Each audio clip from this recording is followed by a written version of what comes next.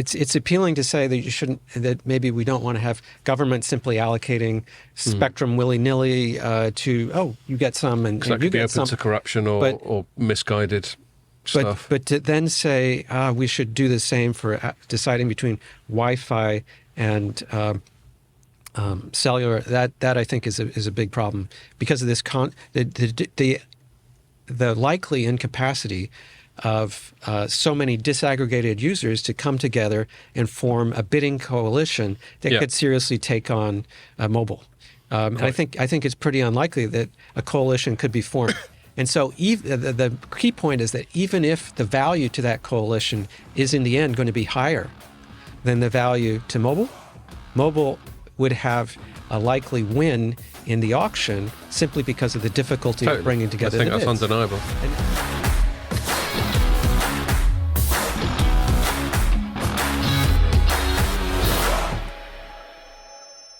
Hello and welcome to another Telecoms.com podcast. I'm delighted to say we've got another special guest this week. First time podder with Sean Ennis, Professor Sean Ennis. You're a professor from the University of East Anglia, professor in competition policy, is that right? That's correct, right. Cool. Well, as I was just saying a minute ago, I'm sort of got to sort of dweebishly acknowledge that I find competition policy quite interesting. Part of the reason being you can't be a sort of pro-free market small government kind of person and then not be in favour of quite efficient, robust regulation because, good timing. Thanks, Ian. Sorry. That's Ian, by the way, everyone. And not be in favour... Yeah, thanks for not introducing me. That's true. It occurs to me. I listen to other podcasts. They're much more professional and they reintroduce their co-host all the time and I never bother doing it. And I don't even give Light Reading its one little shout out. He does get a caption though, doesn't he, Pierre? Yeah. Do I? So yeah, you get most people listen. So that's true. So so that coughing weirdo was Ian from Light Reading, who's my co-host, our co-host, whatever. A completely unfettered, unbridled, unmonitored free market is always going to gravitate towards monopolies because the big companies are going to swallow up the little companies, and then they'll start misbehaving and acting ways to sort of skew the free market. So you obviously have to have a regulator. And sometimes people misunderstand that. They go, I thought you were all free market. How come you're in favour of this regulation? But there's no contradiction there at all, as far as I'm concerned. No. The deregulation movement was, I think, properly construed is not about eliminating regulation, but changing regulation. Yeah, right. Totally. Yeah. So we'll get. Oh, and I should give you. I haven't got a copy, so I'll do it for you. This is a rare time where we've actually got someone who's got a book out on the pod. I feel like a proper podcast. So Sean's got a book out called Internet Empire, subhead The Hidden Digital War. How did we get here? Where do we go? What do we do now? So we'll get into that in a sec, among other things. What else am I going to talk about? Oh yeah, just one little bit of bullshit. So we got a hard cut off again this time because Ian's got to interview someone, haven't you? Mm-hmm. So I'm going to try and keep the bullshit to a minimum. I think I did all right last week, keeping the bullshit to a minimum. But we did go off on a little beer tangent. We've got plenty of time. Yeah. We're quite early starting. I know, but it's amazing that ever since I said I'm going to try and keep it to an hour and a half, I'm still getting like 2 hours, even when I think I'm being time disciplined at the moment. So there we are. Just one thing I will say. So Sean hasn't brought any beers, and that's fine. That's allowed, if slightly frowned upon. And so I'd normally get our guest a glass of water because we're banging on for a couple of hours. But in Informer Towers here, we've got this water tap, and for some reason it's run off a little smartphone that's just planted on a stand next to it. A smartphone that's got this processor that could send a rocket to the moon, and it's got to basically have an app that's got 4 buttons on it for cold, hot, and big glass and little glass. Fizzy. Oh, is it fizzy? Right, yeah. And why they can't just be buttons or something less sophisticated in the smartphone, I don't know. Just a valve. But anyway, it turns out this smartphone's busted now. It can't even do that.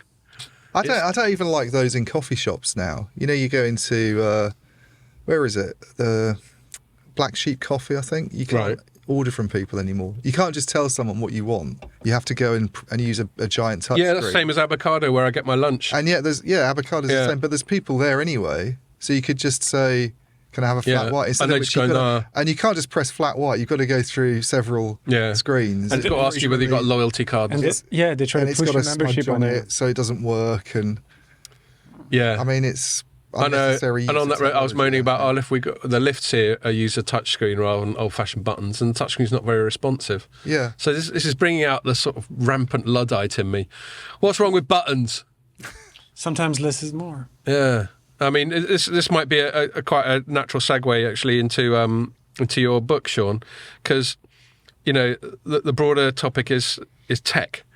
Tech permeating everything, and there's a part of me, I'm the wrong side of 50. There's a part of me that increasingly hankers after a sort of analog as opposed to digital world. So you call it Internet Empire, Hidden Digital War, and it's in sort of yellow and red. It's got a diagram of a bomb on it. Is that a bomb? Old-fashioned bomb? What is that? This is a digital bomb. A digital bomb. There we are. I was just making sure it was one of those like Tom and Jerry, those round black bombs with a fuse in it. Exactly right. And so it sounds like you're hostile to this Internet Empire, but I presume it's a bit more nuanced than that. So I'll hand over to you. Why don't you tell us what the sort of overarching premise of your book is? Yeah, well, maybe the first point I'd make is that it's not hostile to what the internet companies have been doing, and really, by argument would be they've created enormous benefits overall for society in lots of different ways. So we're talking about like Google, Amazon, Apple, these sorts of companies, and 1,000 others, right? Right. Yeah, really, I would broaden it out to the whole universe. Okay. I think it's there's in the regulatory sphere, especially a high focus on these large companies, but that I think is a bit distortive. If you're going to be a competition policy wonk, you might say that what matters is the behaviors of companies, whether they're in a small sector or a big sector. And so if you have the company in the big sector doing something that's very similar to what the company in the small sector is doing, you'd think if it's illegal in one, it should be illegal in the other. But that's not the way the regulation has really been going. At least in Europe, and I have some. Sorry to butt in, and this may be where you're headed, but I do have a feeling with regulation that once a company reaches a certain size, it's necessarily a different set of weights and measures applied to them, because everything they do necessarily distorts the market by their sheer size. Well, if it depends, I would say look at the size of the sector.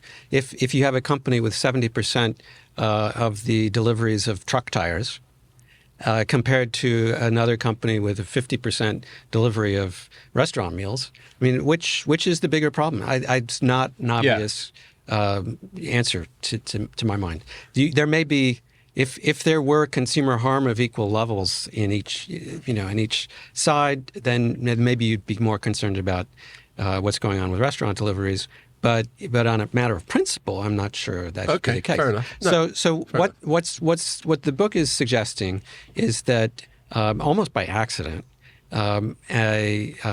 internet companies have been remarkably successful. I mean, if it weren't an accident, then we would have known a long time ago how much their true stock market value should be, right? When they first went public, the market value of that stock should have gone to the current value. Nobody knew. Nobody knew what was going to happen. We have to admit that. And they've created the ones that are large now, and the ones that aren't so large have created enormous possibilities. But it's become in effect, a takeover of economic activity, almost by accident, by companies that are primarily based in one country, and where really they're earning a lot of profits individually as companies, and are almost a bit like a commercial empire of the past. So many in terms of the economic effects, but that result has been achieved without war, without the horrendous consequences of war, and so it seems much less objectionable. But if you look back at the history of many wars, a lot of empire building is all about economics. It's about whether it pays off to expand or not, and that's very similar to what's been going on with the internet. And so the observation is not only have the companies benefited, but also the government of the United States has benefited to some substantial extent from tax revenues that are generated. And it's not just tax on company profits or capital gains. It's also tax on personal income of people working in those companies who are primarily based in the U.S. And there's obviously quite often we get these stories about how little tax Amazon or Apple pays outside of the US because they've got clever ways of. But I think what's underemphasized is that the U.S. criticizes them for not paying very much tax as well, Right. some of these companies. And so they're kind of on the defensive all the way around. They're doing what all normal multinational companies would do, which is trying to Get good accountants, get tax lawyers. trying to pay what they need to pay, be legal, but otherwise not pay more than they need to. I mean, who would do that? I know. I always find that funny when sometimes people have a go, and I'm like, "What? So do you pay a bit extra?" Like when the sort of end of January comes along, do you go, here you go, tax man, have another grand. You've done a great job. No one ever does that, do they?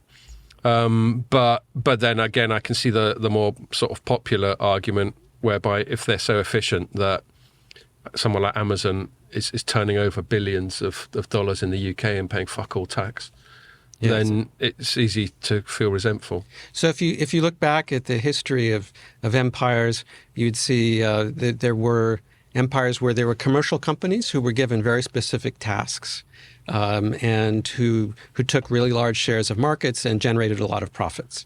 And that wasn't necessarily the country taking over another country. It often turned into that, but it didn't necessarily start out that way. Well, the British Empire is often quite a good example of that, because I think people underestimate how much of the British Empire in its pomp, like 200 years ago or whatever, wasn't arrived at by brute force. Right.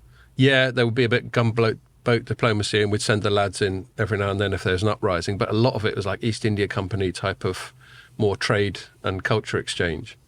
And so what you could say now is that the economies have changed dramatically in their allocation of goods between physical goods and service goods, right? And what has that change has really enabled, I would say, this international acquisition of economic heft because it makes it so much easier to actually do transactions for people.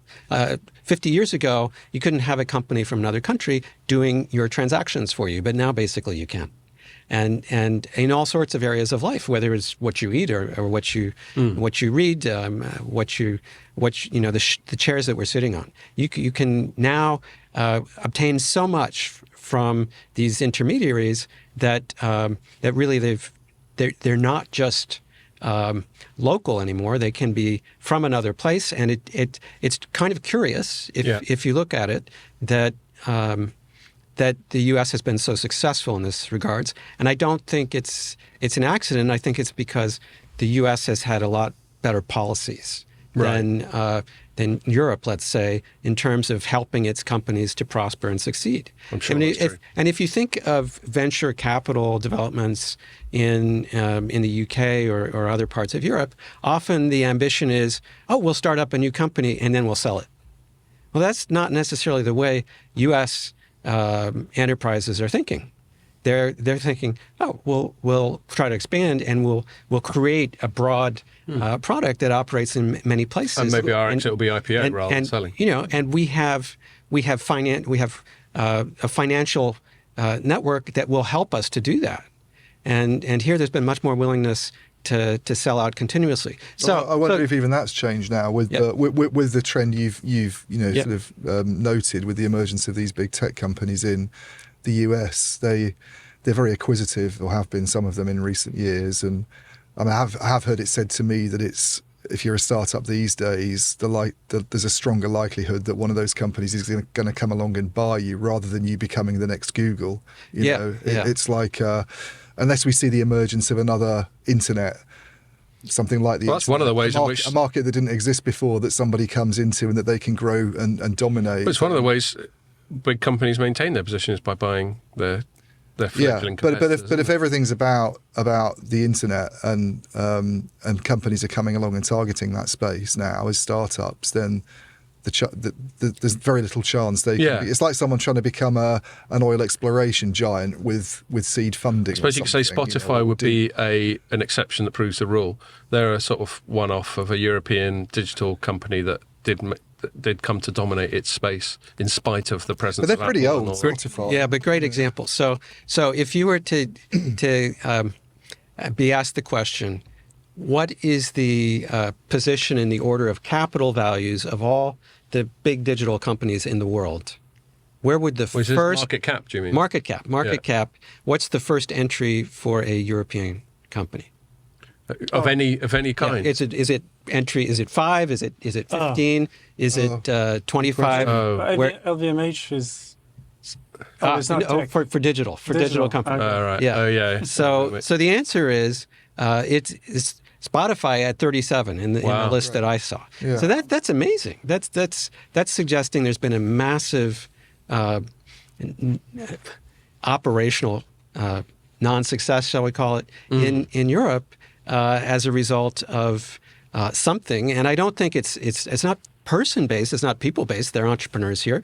They're entrepreneurs in the U.S. Many of the more ambitious entrepreneurs in Europe might choose to go to the U.S. So if you go to Silicon Valley, it's full of people from other countries, and so part of what's going on is that the U.S. has just created a better ecosystem for creation of new value. Well, I mean, there are stories now that Silicon Valley isn't what it once was for startups. You know, nowhere's where it was for startups though, because they're going to get snapped up. I mean, it's not a good environment anyway, arguably for.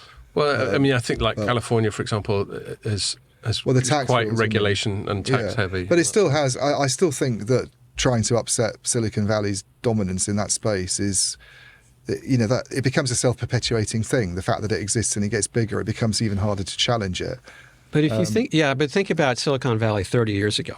Yeah, but it was Intel in those days. What were their companies then? The internet stuff was really properly small. But it was properly Silicon Valley, wasn't it?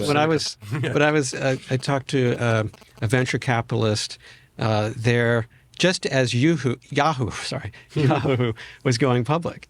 And, that was really, nobody understood how big that transition was going to be from the physical side to the more virtual operating side of But I guess even then it was Silicon Valley in those days. They had the kind of semiconductor heritage. They had Stanford University. They had VC funds in the same place. They had it's almost a perfect environment of very smart people from an educational background, VC funds, big companies and again, that was before the internet existed, but you had tech companies, you had some of the companies that we deal with, the likes of Lucent with stuff there, you had Intel, you had the kind of you had the human capital of the internet in a way. Yeah, you had the human capital all in one place and really constrained. So a lot of countries have tried to duplicate Silicon Valley, right? Yeah. You have people saying this valley, that valley. Silicon Valley, right? Yeah, in the UK we have Silicon this, that, and the other. Silicon Fen's the main one in the UK. Silicon Roundabout at Old Street. And then if you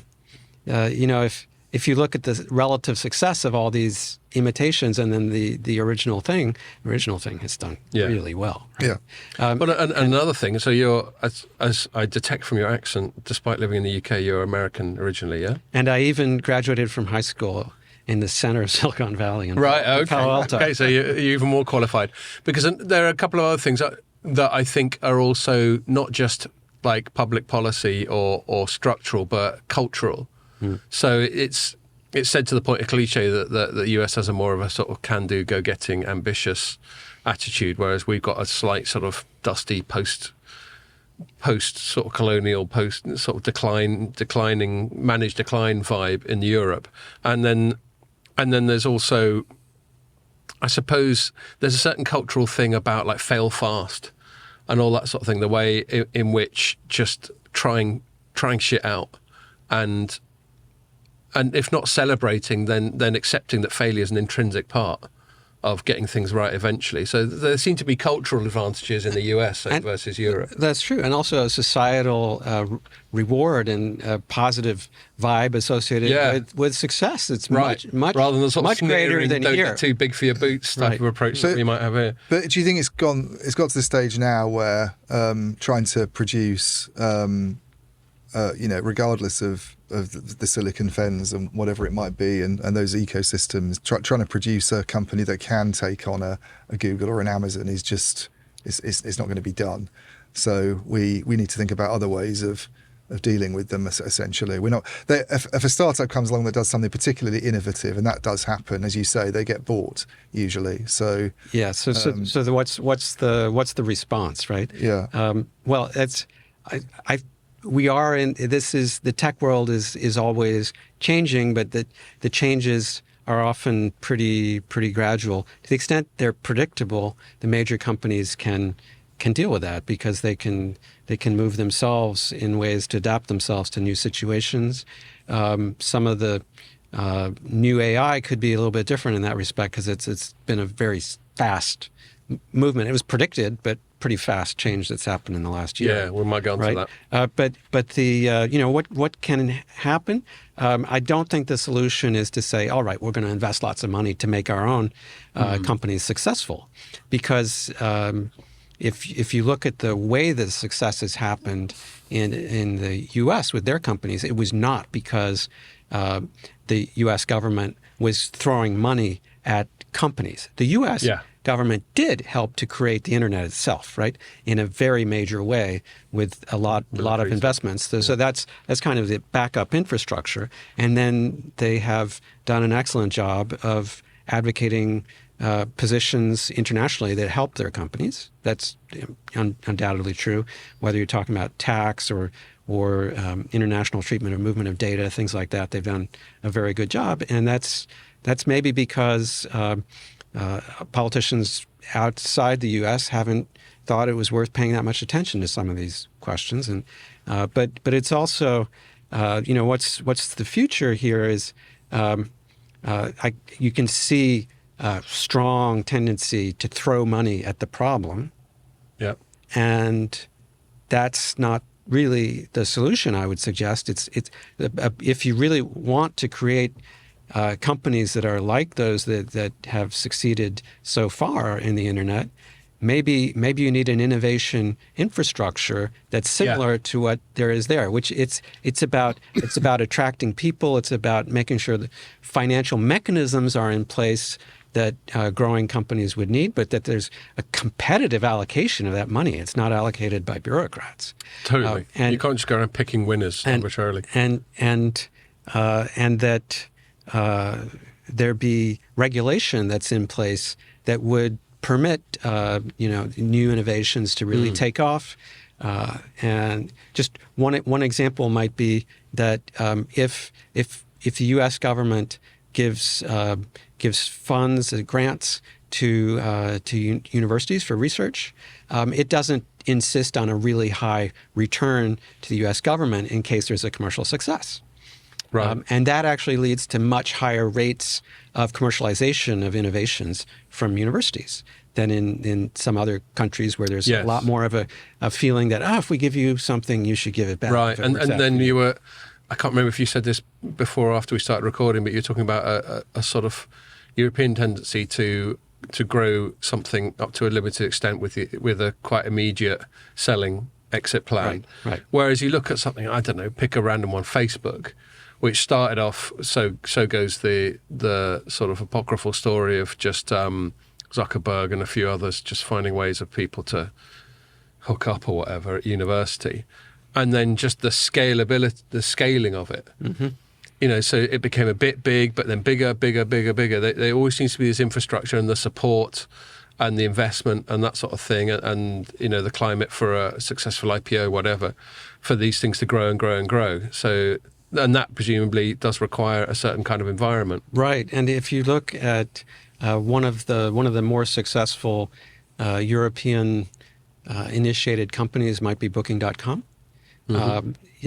Didn't even know it was European. I never thought about it. Well, they're based in Amsterdam, I think. Right. Okay. But if they did sell out, and when I looked, I think they'd sold out for I might have this wrong, but around $5 billion, and they were worth 80 to 90 last time when I was writing the book. So stock market values fluctuate, obviously, but the majority of the capital appreciation happened when there was the U.S. ownership and not the European one.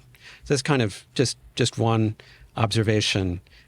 So how do you change things? Well, one point might be to take regulatory actions that ensure that the large companies now are actually subject to competition in one form or another, that would allow other companies to grow. Now, I'm not suggesting that those other companies would necessarily be European.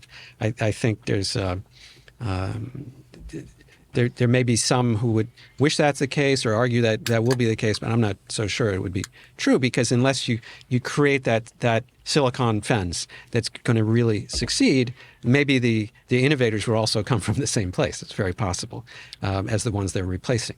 But having some real possibility for others to break in, very important.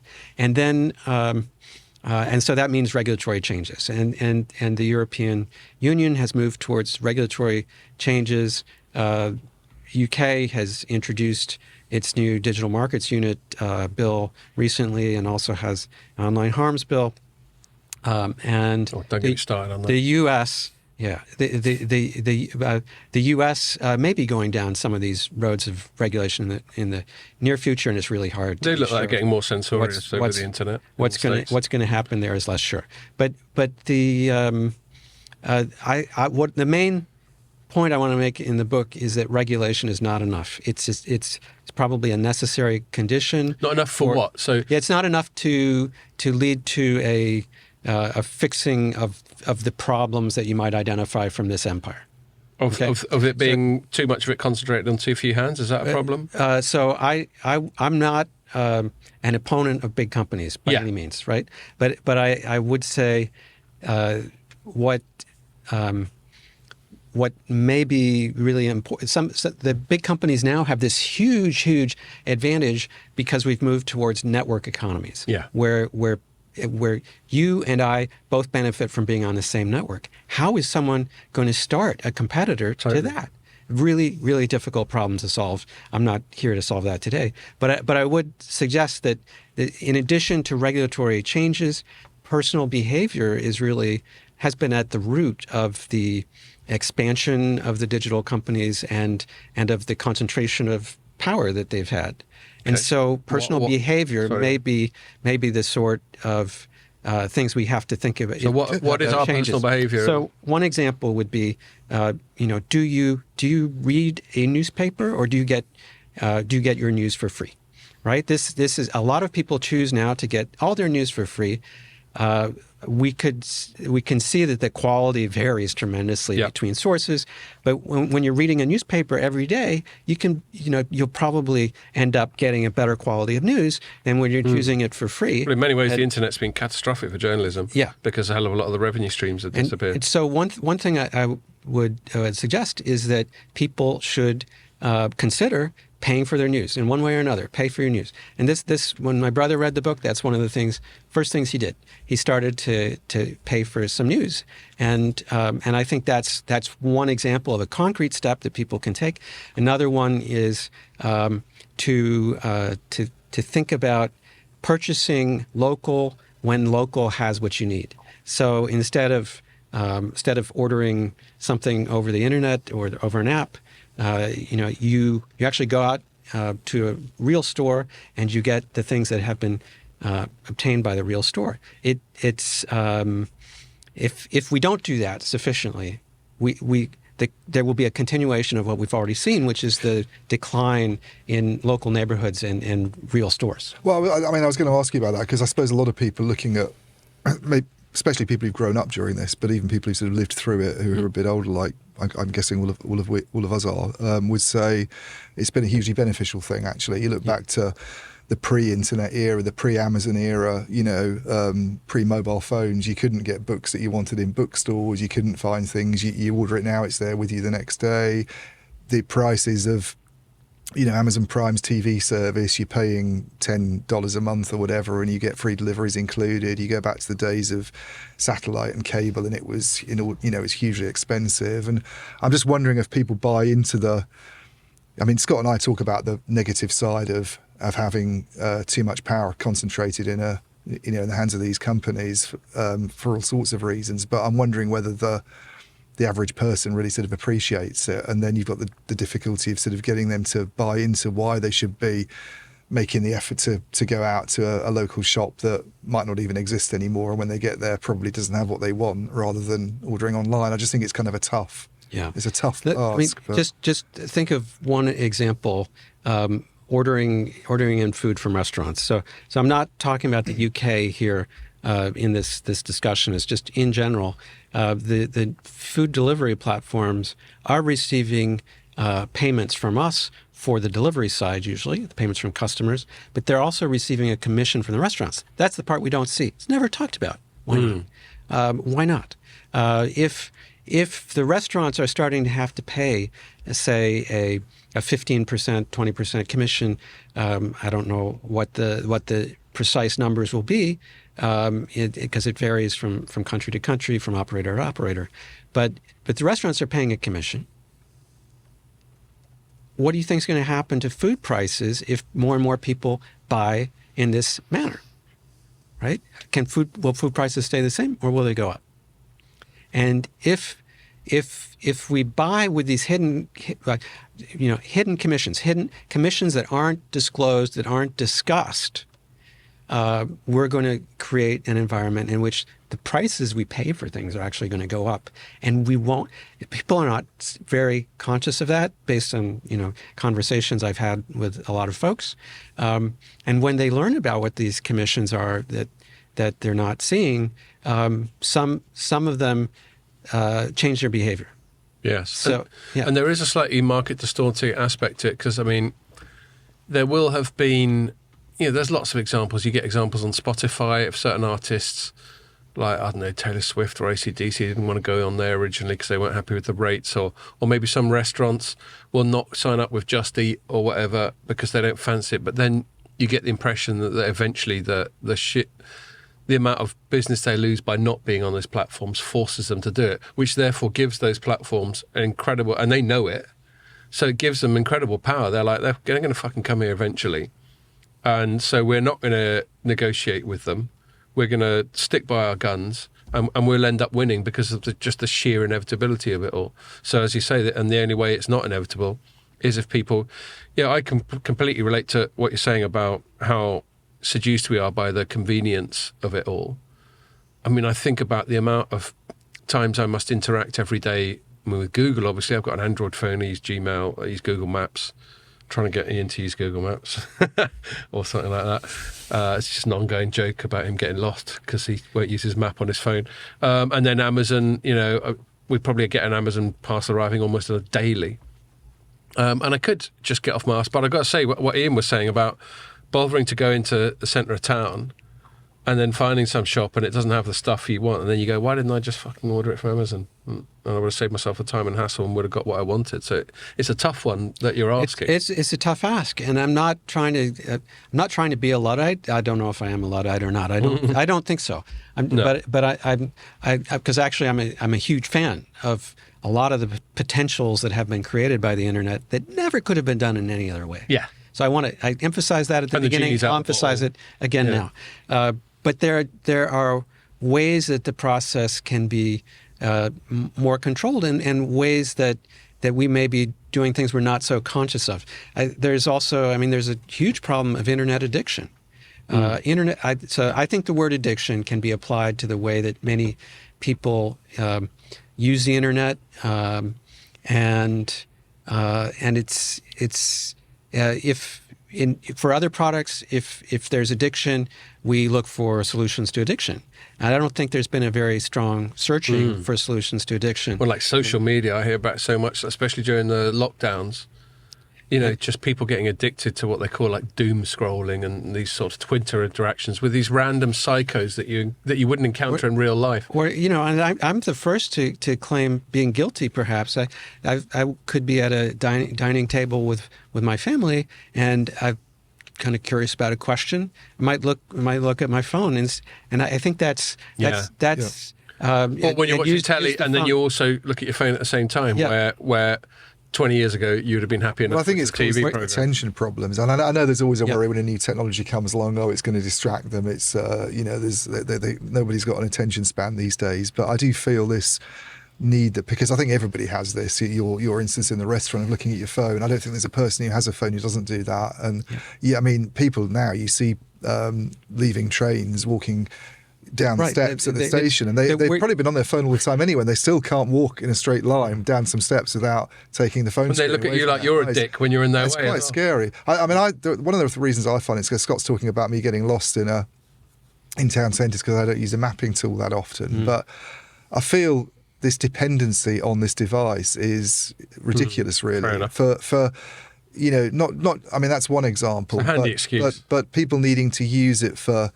all sorts of things, even to the extent of being told what music they should be listening to or what books they should be buying. Whereas previously you would have had a chat with somebody in the school corridor and they'd have said, oh, you should listen to this band called Bon Jovi because they're really cool. Now you get told to listen to this because you listened to some metal music in the past. And I find that it doesn't take many steps beyond that before we start to get into this very dark world of some, all-powerful AI that really sort of runs our lives for us. And this sort of insistence on health apps and people sort of living their lives and putting calories into their body based on what a machine's telling you to do, I find quite sinister. Yeah, it is. And there's so much in what you've just said that could be unpacked.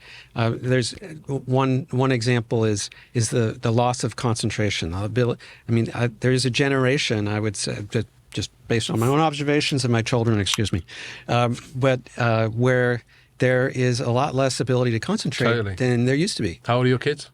Yeah, between 10 and 19. Right. So mine. And one of them does not have this problem. So I'm not going to say which one.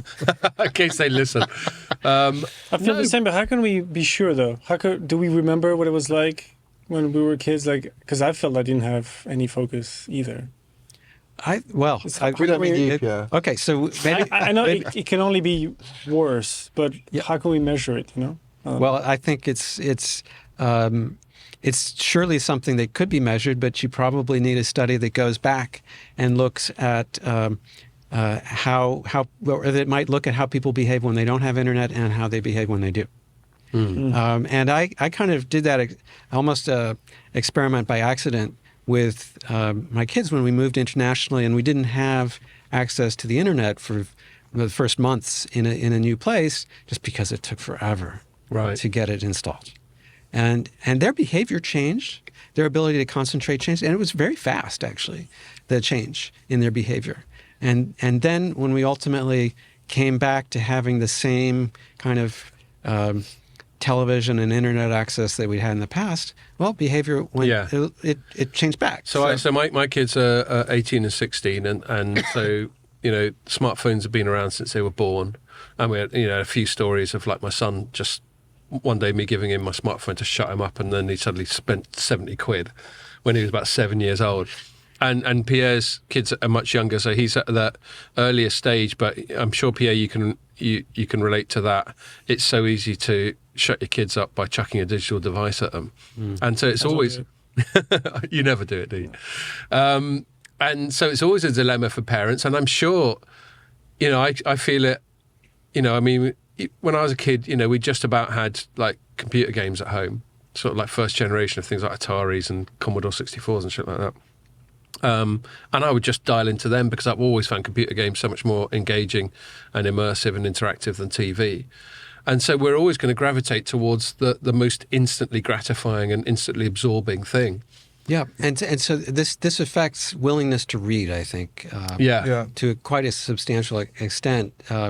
And maybe that will change as kids grow older, but I think reading doesn't give you those same kinds of instant satisfaction sensations as you can get from the internet. I don't think your Atari example is that good, because I think one of the problems with smartphones is if you were just going and playing a game on it solidly for 4 hours, or reading a book on it solidly for 4 hours, or doing one thing, that's an ability to concentrate to some extent. I mean, the game is maybe not a good example, but I think what it is actually people dipping into them and doing very flighty things. And my wife, she'll hate me for saying this if she watches this podcast, but I think she's really bad with the phone in the evenings. Like, she does a day at work and will suggest watching a movie or something, And 5 minutes in, it's sort of, unless it's really compelling from the beginning, it's sort of lost her attention, and she's on her phone, but not really doing anything very worthwhile. Yeah. She's sort of looking at Facebook flicking posts around. or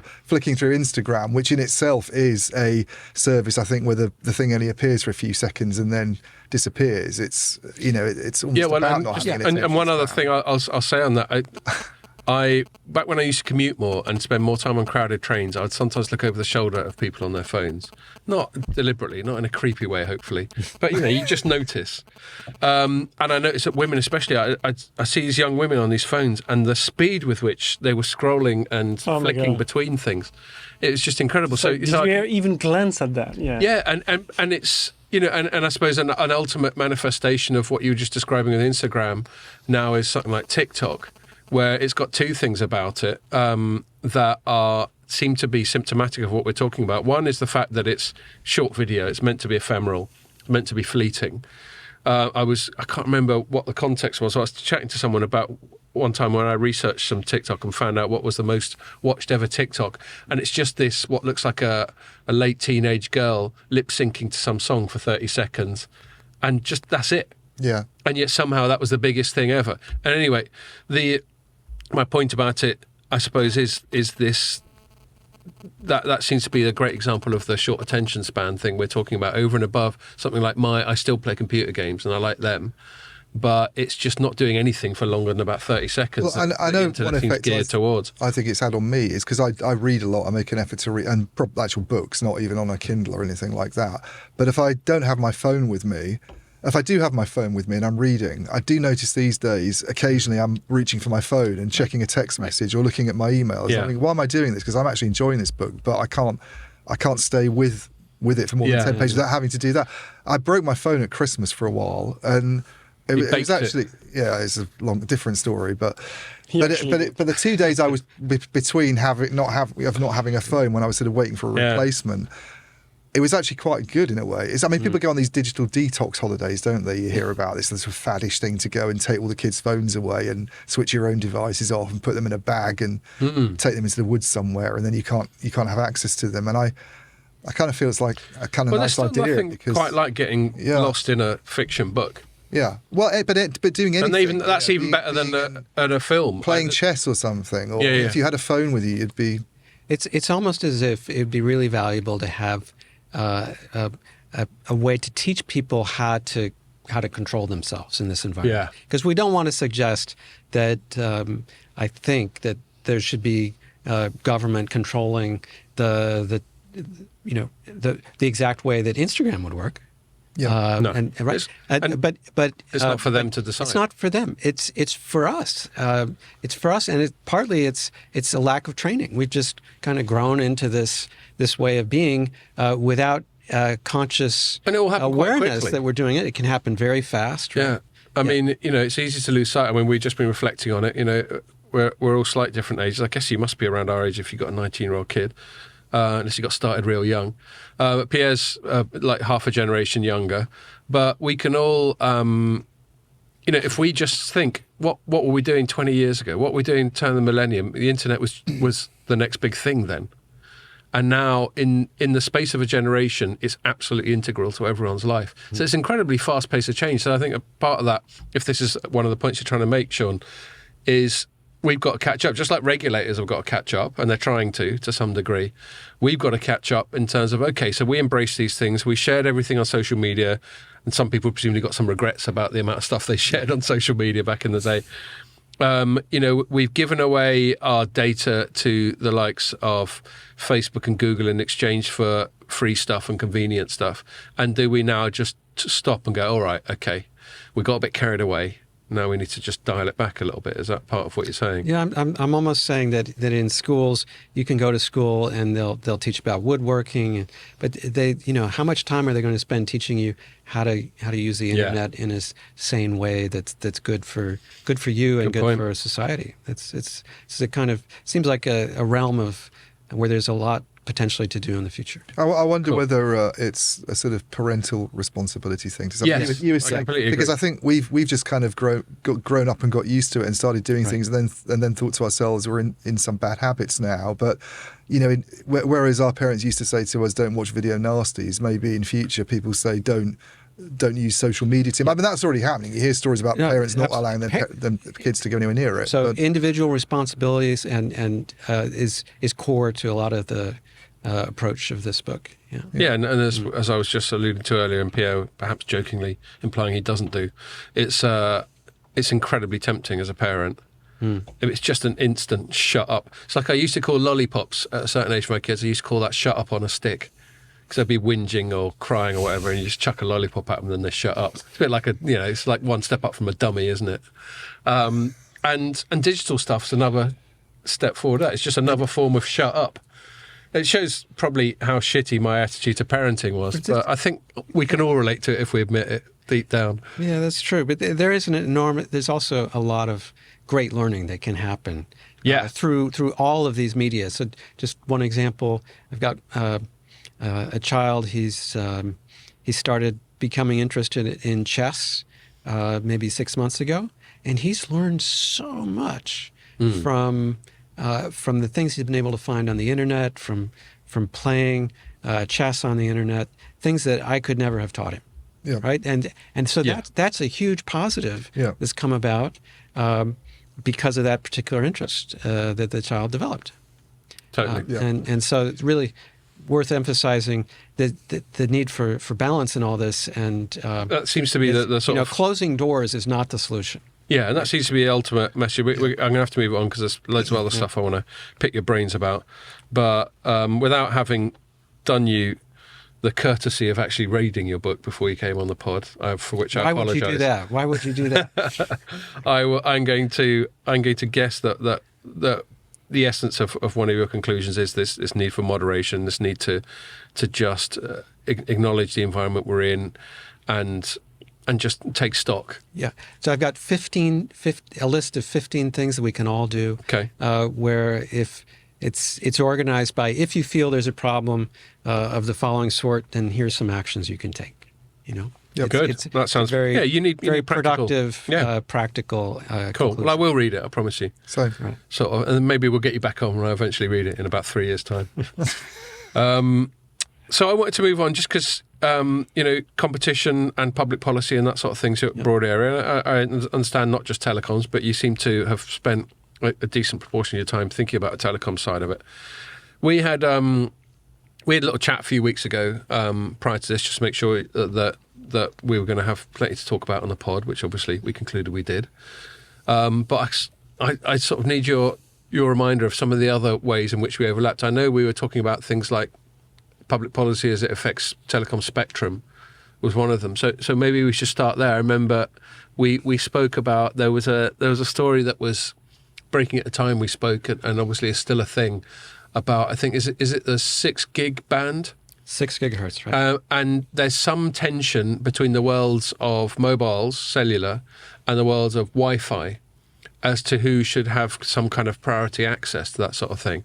So if I could just tee that up, what were your thoughts on that particular matter? Maybe there's a debate that's very active. It's hidden from public view to a large extent because it's quite technical and doesn't seem very interesting, but it's going to have huge impacts on us later on, and that's why I think it's worth talking about.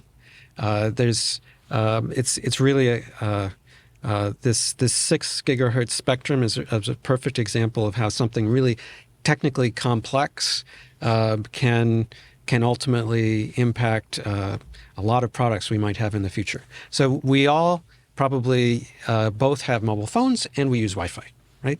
And in the debate between these two is about how do they get more spectrum, because there's expected to be a need for more movement of data, probably under both types of services. Now, one of my long-standing beliefs has been that if you're moving really large quantities of data, it's probably better to do that over wires as long as possible, rather than airwaves. Airwaves can get congested more easily. But that's let's put that aside. That's something I bring to this from the past. The debate now has come about because some companies and some countries are arguing that 1/2 of the 6 gigahertz, so the upper 6 gigahertz spectrum, should be put aside for could be really well used, let's say, by mobile telephone services. And there are a number of regulatory proposals in the ITU that are potentially coming up in the year ahead, which might really influence the way that spectrum is allocated in the future across a broad swathe of countries. And the one of the ideas that's come about is, well, if we want to allocate this, let's have an auction. So let's see where the value really is. And as a general principle, I can understand that type of argument for allocating resources, but here we're talking about allocating for mobile or allocating for Wi-Fi. Yeah. And this is a really very specific policy decision where there would be two extremely different uses of the spectrum, and the types of bidders you would have in both cases are really, really fundamentally different, because you have one industry really concentrated, the other one really disaggregated. Exactly. So I think an auction would be a shit idea. So the people who are advocating probably for the wireless to have this spectrum would be saying, oh, let's have an auction. Which sounds technologically neutral. I don't think it's technologically neutral at all. It would be won by mobile, obviously. It's like saying it would upend the Wi-Fi business model as well, because it's all unlicensed at the moment. So there's that as well. Yeah, the whole thing's based on it being unlicensed. And if it's going to remain unlicensed, why have an auction at all? But maybe we're treading on Sean's feet a bit here. No, I don't think so. But there's a pretty strong feeling among many economists, and I'm an economist, economics training, that auctions are the best way to allocate goods where there's uncertainty about who should be running them. Right. So I've got some issues in the telecoms space, I think that's it's appealing to say that that maybe we don't want to have government simply allocating spectrum willy-nilly to, you get some and you get some. Open to corruption or misguided stuff. But to then say we should do the same for deciding between Wi-Fi and cellular, that I think is a big problem, because of this the likely incapacity of so many disaggregated users to come together and form a bidding coalition that could seriously take on mobile. And I think it's pretty unlikely that a coalition could be formed. And so the key point is that even if the value to that coalition is in the end going to be higher than the value to mobile would have a likely win in the auction simply because of the difficulty of bringing together the bids. I think that's undeniable. And the other thing is, if you are in this disaggregated group and you're thinking about the spectrum and what its value is to you, I think there's a lot of uncertainty about what that value is going to be in 10 years to different operators. So it's really hard for them to say now, okay, it's going to be worth $10 billion to me, so I'm willing to put $1 billion into a bid. Right? And this is one of the issues I have. This is a slight tangent, sorry, but before I forget it, one of the issues I have with auctions on the whole, as in the telecom space, is I agree, if the only bidders are all of roughly equal size and incentive structure, then they do make sense in a pure economics way. Right. Whereas we agree that Wi-Fi is completely disaggregated. There isn't a Wi-Fi coalition that can have a whip round and bid on behalf of 100 different sort of disparate interest groups. But I also think there's something that intrinsically bothers me about government owning the fucking spectrum in the first place, this default that it's the government's to auction and to receive the proceeds from that auction. That bothers me. And then, of course, the other thing about auctions is, while they are efficient in a pure economics way, they are also designed I think, I mean, you correct me, you're the economist, they seem designed to elicit the highest possible price. And so as a result, you get these auctions, which I still concede have many points in favour of them, but you get these auctions, let's say 3G, where you end up with the industry and then indirectly the consumers, the customers of the industry, a massive wealth exchange from the industry to the government to get hold of these bits of air.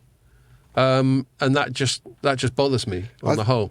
I think there's something to be said for them, but I don't think I totally agree with your assessment on the Wi-Fi. I don't think it's an appropriate way to sort of work out who should win between Wi-Fi and cellular, because they're two completely different services. Yeah. You know, Wi-Fi's always been about unlicensed spectrum disaggregation. You know, it's largely free actually in a lot of cases. You know, you have your Wi-Fi service in your house obviously, and you're paying a broadband fee behind that. But you have municipal Wi-Fi, you have coffee shop Wi-Fi, which I've just been using earlier today. You know, got a Wi-Fi in this office. If you had an expensive auction process, 4G's it would completely change that. It would have to change the economics of that in some way. And it's not there's no sort of universal service obligations attached to Wi-Fi. It's not like you license it and say you need to cover this kind of area of land, which is one of the rationales for having an auction process with cellular, is that these licenses they're giving out when they're talking about covering the country are actually very valuable things. You want to give it to somebody who's going to make sure that they meet certain, they tick boxes. You're going to cover the Isle of Wight when you build your network, and if you don't do it by 2025, then you lose your license. So I think there's something to be said for. And I do get that there is a cost to managing these frequencies. So it's right that the government takes some money from the process. This isn't a like thing. That's the problem with it. Yeah. I think. I might disagree with you. Go for it. Part of this here, because it's if you don't want government to own it, do you want no one to own it? Do you want it to be completely unallocated? I think it's the sums involved that wind me up the most. The sums. So perhaps the government could require less for the spectrum when it distributes it, but then how does it finally, if there are going to be 3 operators and 10 have made bids that are at the minimum requirement, how does that distribution? It's like playing poker without money. You can't do it. It's a rubbish game without betting. So I don't necessarily have an answer. Yeah, there are ways that I mean, when cellular spectrum usually gets awarded, there are ways of doing it without having an auction process. Right. But the trouble is some of the other systems have their flaws as well. So I mean, do you want to do random allocation? You could do people who meet. You do what China does, which just gives it out to the same 3 companies. But then that sort of reinforces a barrier to entry, and it doesn't allow any opportunity at all. I mean, it's a difficult market anyway, regardless of the spectrum issue to break into. But the other way of doing it is on a beauty contest basis, where. With Scandinavia, I quite like that. You pay a fee and then you have to meet some obligations anyway, and you have to put forward a proper business case, and it gets assessed, and it's not a. So that's more qualitative. But I quite like that. But I totally agree with your skepticism about the Wi-Fi way of assessing Wi-Fi. I find that very bizarre that that's even been proposed. And so I think policymakers should just be evaluating where they think the greatest social use or benefit would be of the spectrum. And I think they're pretty high odds that would be with Wi-Fi as opposed to mobile. Do you have a position on it, or are you remaining flappably neutral? On that? Where you'd rather the 6 gig ended up? I would rather it ends up on Wi-Fi. I think I'm inclined to go with you on that. Because of what we're saying, the greater utility. Well, we're going to get all John Stuart Mill about it. It's also not very useful spectrum for cellular anyway. No, well, that's a really good point. We chatted about it in the last pod. The big problem that the cellular industry's got, I think, at the moment is that it's run out of useful spectrum, which the last guest we had on, Neil McRae, who works for Juniper Networks now, used to be BT a top before. executive at BT, was saying one of the most interesting things he said last week was how much he admires T-Mobile's kind of approach in the US, where their whole thing was to sort of focus very much on low band at first when they're rolling out 5G even, and the issue with spectrum is when you come down the spectrum bands into those lower ranges, it penetrates walls and it covers wide areas very well, but it doesn't give you a lot of spectrum, which makes it harder to provide lots of bandwidth. But nobody's really using this bandwidth anyway. This is the thing. No one's really ever been in need of this. And that's another argument in favour of So, Wi-Fi, because if higher band spectrum doesn't penetrate walls, you're just sitting in a room. Yeah. You're not needing mobility. So I suppose what you ideally want is this sort of dynamic like we have in this office. So in this office, it's like a modern sort of glass covered building, and as we learned from when we were talking to Tom Bennett 2 weeks ago, that these glass buildings reflect electromagnetic radiation, so make it shit for cellular stuff to get through. So what you ultimately want is buildings like this with some kind of exchange where they receive the cellular signal on the outside and convert it into Wi-Fi on the inside. But there's even a problem with mid-band spectrum that 5G is being deployed in, which is about 3.5 gigahertz. It's not very good for coverage actually, compared with the sort of sub-gigahertz ranges, and even the stuff that's 2 gigahertz. I mean, we've had 1800s being the stuff. 1800 was being used, which was always regarded as a sweet spot. If you go up to 3.5, and then they say that's a sweet spot, it's not really a sweet spot. It's becoming. It's taken a lot longer to roll out 5G in Europe, I think, than it did to roll out 4G, because I think they're relying on these higher spectrum bands. And you hear Ericsson running around and grumbling that nobody's buying enough mid-band radios, but why should they? It's if they don't see the business case in doing it. And I find I think the cellular industry is in a position now where it's sort of run out of useful spectrum, but it also hasn't fully occupied the spectrum that it has, right? So it can arguably. This is the thing; it can except refarm perhaps in some very small geographic areas. What it can do is also refarm some of those lower bands, because these old technologies that have been used with that, like specifically 3G at the moment is being shut down at the moment, even in lots of countries. 2G is going to be around for a bit longer, mainly because there's still some sort of weird legacy services that still use it, like old vending machines, and it's used for kind of roaming. But I think the government target is for 2G to be phased out by 2031 or something. Is your point, Sean, that with the mid band, it's not even? Are you talking about the 5G rollout and sort of population coverage? Yeah.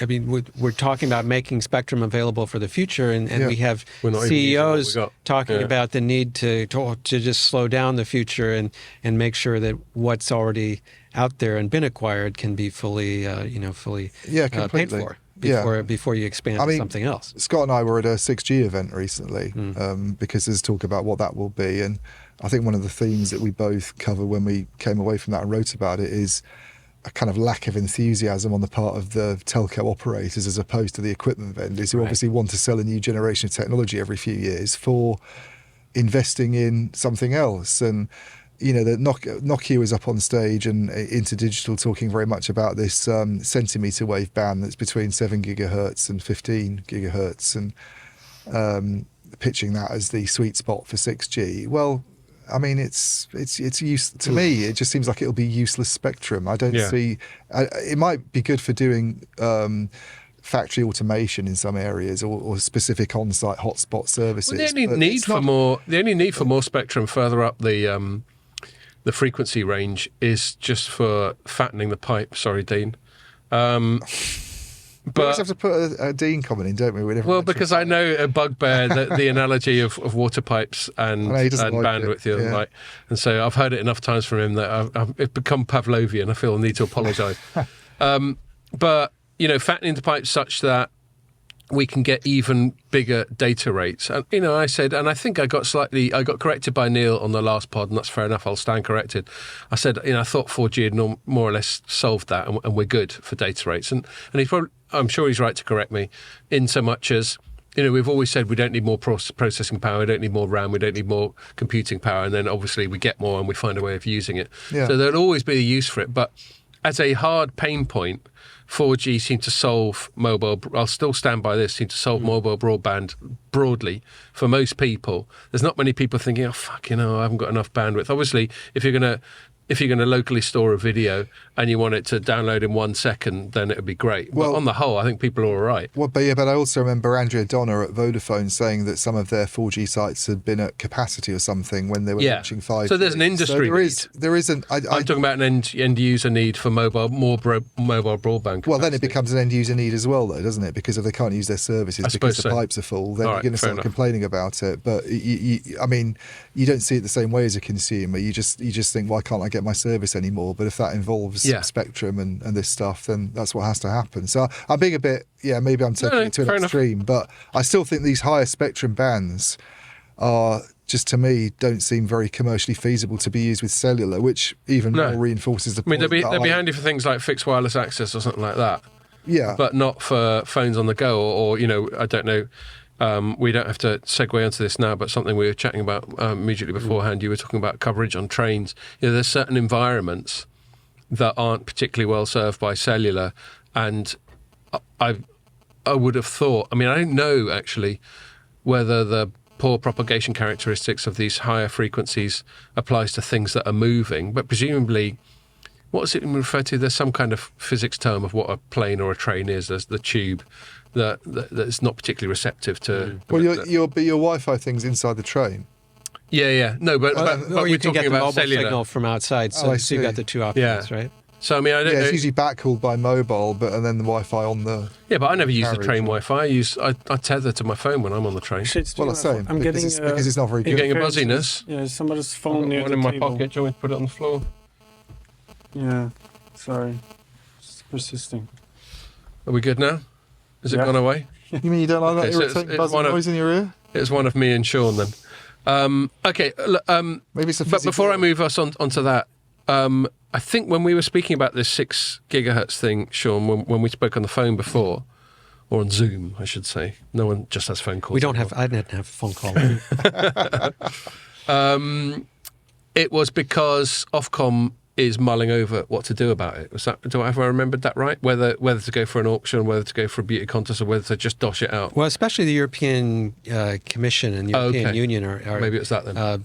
Thinking about this. The UK has more of an established position, but the EU hasn't established its final position yet, to my knowledge, but may do so very shortly. And then there's going to be a meeting of the ITU in November that's coming up, where there will be a lot more formal decisions taken.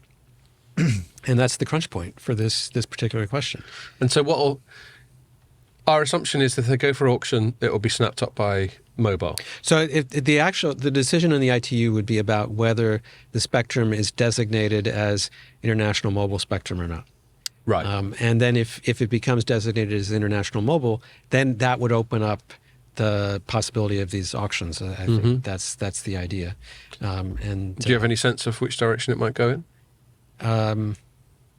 I think that there are strong forces moving in both directions, and it's really hard for me to predict. But I think it would be a shame if this spectrum doesn't go to Wi-Fi, because Wi-Fi has so much more flexibility in terms of how it can be used, who can use it in the long run. And I think we're moving into, an environment where there's likely to be a lot of new products coming online in the next 10 years that will just want spectrum. And it's this is a great way to make sure that they can get online.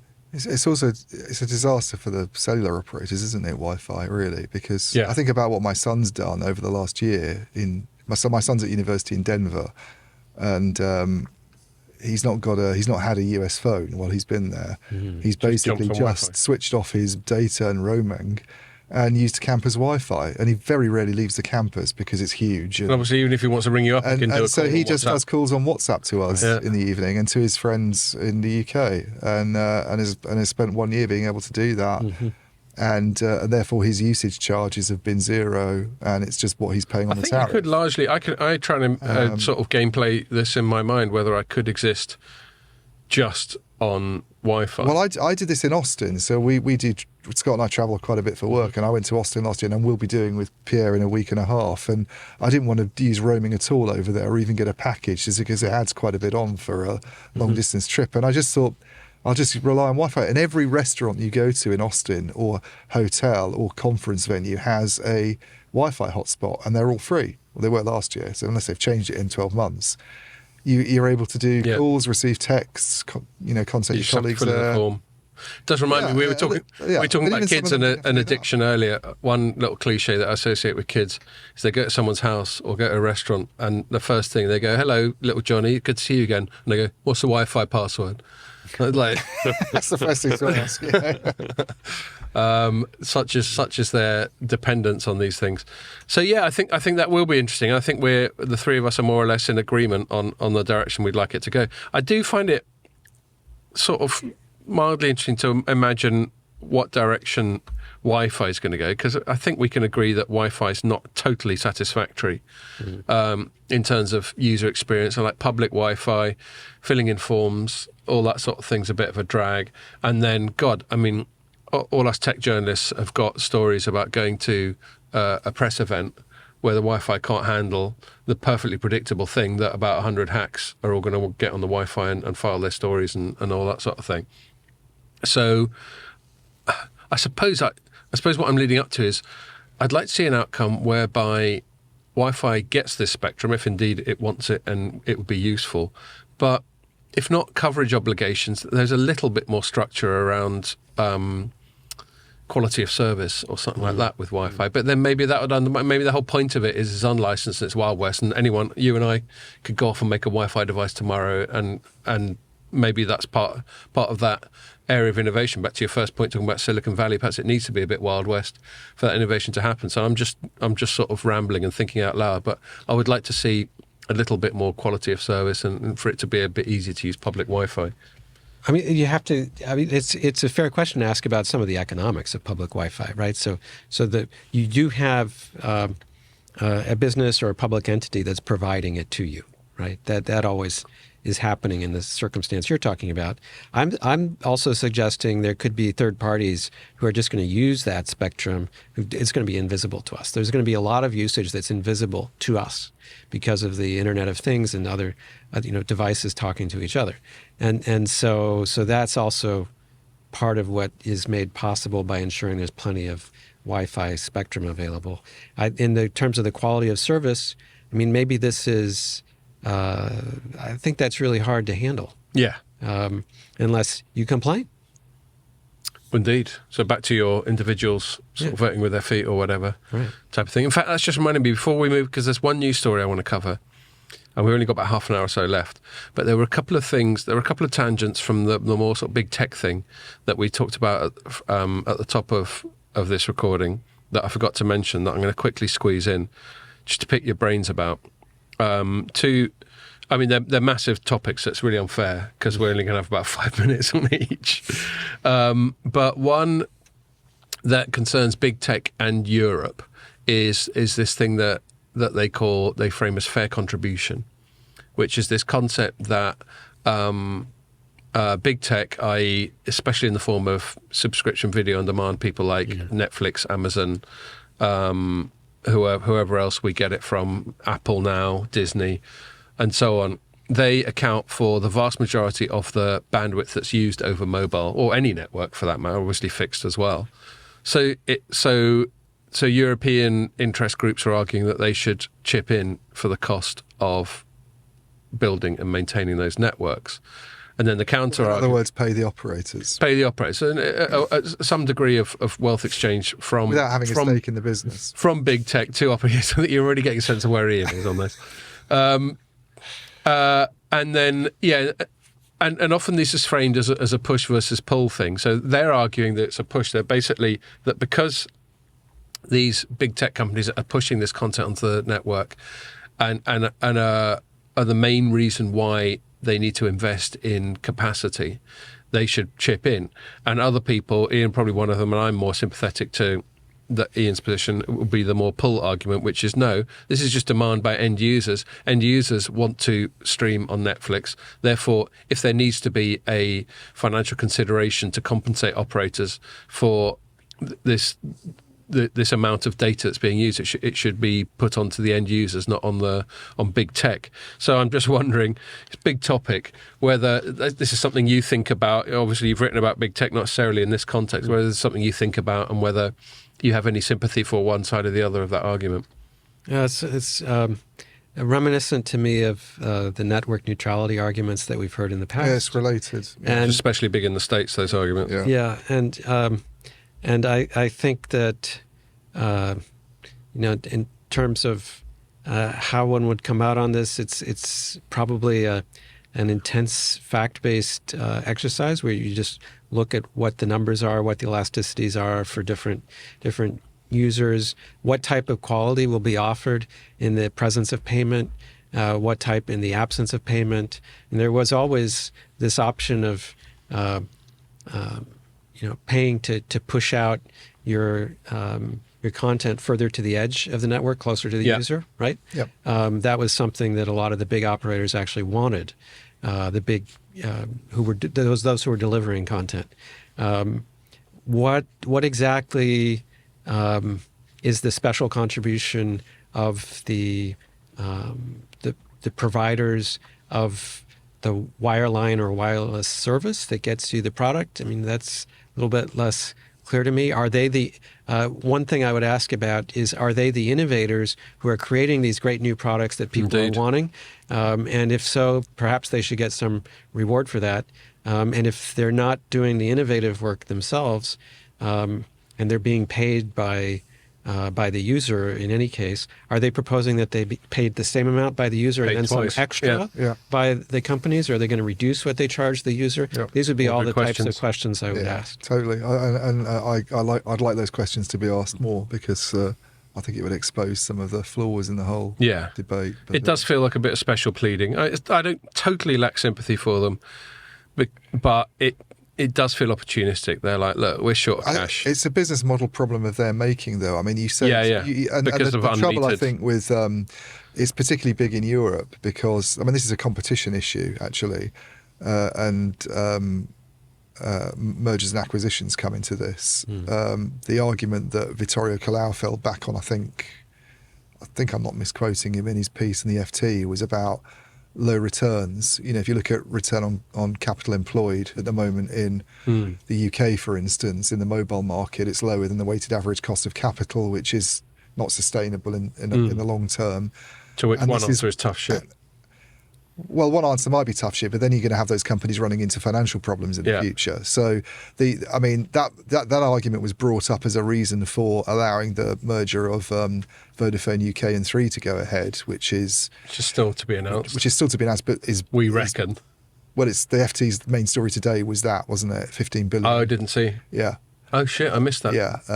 So. What, they've announced it as a done deal, or No, the FT seems to have some inside thing on it being a $15 billion And it's transaction, but close to being Right. news next week or something probably. But I think the regulatory permissions process would take a lot longer. But looking at some of the government comments on it, or the CMA comments on it, whoever it was the government actually, wasn't it, came out with that paper about the wireless market where they were. that's right. It's part of their speculating on broader infrastructure. and talking to fest. some of the analysts, you feel it might go ahead, whereas in the past it perhaps wouldn't, because there's always this concern about preserving four-player mobile markets. They seem to have Well, that's true. That was another thing, wasn't it? looked at some of these returns figures and listened to that argument a bit more. Maybe there'd be some remedies in terms of spectrum allocations and having to do other things, but allow it to go ahead. The thing for me is, if that does that, however I feel about that, I'm more sympathetic towards that argument than I am to the fair share one. I think if they can't raise prices because of competition, they can't make a return because of too much competition, then you don't deal with that by turning to somebody else in the supply creating a chain novel and going, tax. oh, come on, can Yeah, you have and some anytime money from people you? start That using just the seems term like fair, it's such a subjective and deliberately vague term. the that trouble then I is, smell a rat. if it does go ahead and it solves a return on investment problem, and they're implying it will, do they stop whinging then about fair share? because that's been their main argument And then recently. let's ask for more. It feels like blackmail, doesn't it? They just keep asking for more once they get a bit. But it undermines their arguments for fair contribution because it's all been based on we don't make a return on we don't make a decent return. So if you reduce the number of players in the market and all of a sudden you are, then how do you justify your arguments about fair contribution anymore? Yep.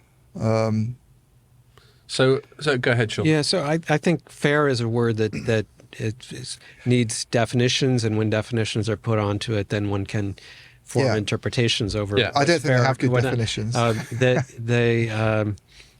But in terms of the fair contribution concept, it's absolutely right that one of the regulator's responsibilities is to make sure that companies can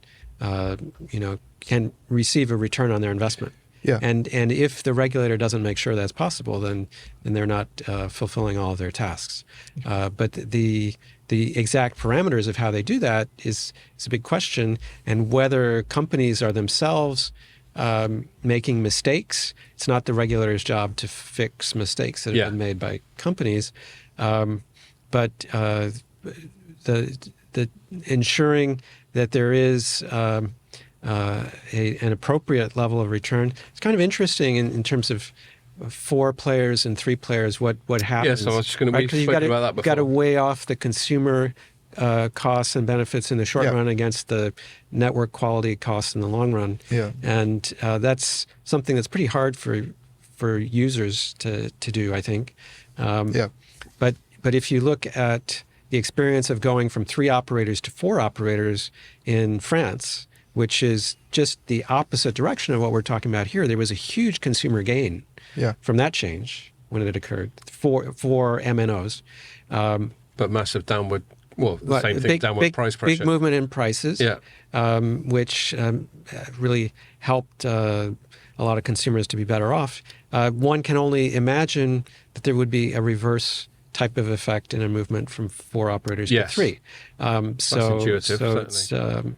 And that's the concern, isn't it? I remember a few pods ago we were talking about this when it seemed to be kicking off in the EU, where you had one champion who was more in favour of keeping it at 4 as a minimum, who's Vestager, one of these big commissioners that are incredibly powerful.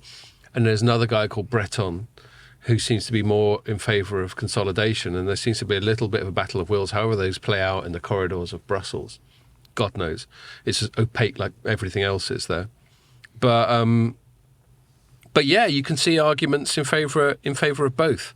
But I think the reason it came up then is I'd written some stories that implied that the centre of gravity was shifting a bit more towards 3. I mean, it can feel arbitrary, 3 and 4. Why aren't we talking about 10 or 20 or 1 or 2?